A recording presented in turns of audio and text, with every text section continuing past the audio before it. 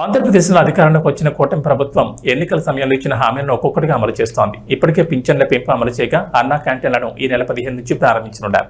అయితే సూపర్ 6 పథకాలకు సంబంధించి ప్రభుత్వం కసరత్తు చేస్తున్నట్టు తెలుస్తోంది. ముఖ్యంగా మహిళలకు ఇచ్చిన హామీల అమలుపై ఫోకస్ పెట్టారు. ముందుగా ఉచిత బస్సు ప్రయాణం ఆగస్టు 15 నుంచి ప్రారంభించాలని భావిస్తున్నారు.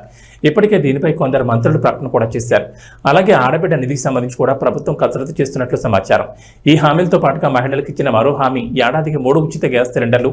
ఈ పథకానికి సంబంధించి ప్రభుత్వం విధి విధానాలు రూపొందించే పనిలో ఉన్నట్లు తెలుస్తోంది. రాష్ట్ర వ్యాప్తంగా 1.30 కోట్ల తెల్ల రేషన్ కార్డులు ఉన్నట్లు గుర్తించారు. వీటిలో దీపం పథకానికి అర్హులైన వారిని గుర్తించేందుకు అధికారులు కసరత్తు చేస్తున్నట్లు సమాచారం. ఒక ఇంట్లో ఒకటికి మించి గ్యాస్ కనెక్షన్ ఉంటే పథకం వర్తించదని తెలుస్తోంది. విద్యుత్ బిల్, ఆధార్తో లింక్ అయిన ఫోన్ నెంబర్, చిరునామా, ధృవీకరణ పత్రాలను పరిశీలించి అర్హులను గుర్తిస్తారని చెబుతున్నారు. ఈ పథకానికి సంబంధించిన అర్హతలు, మార్గదర్శకాలను రూపొందించే పనిలో ఉన్నారు.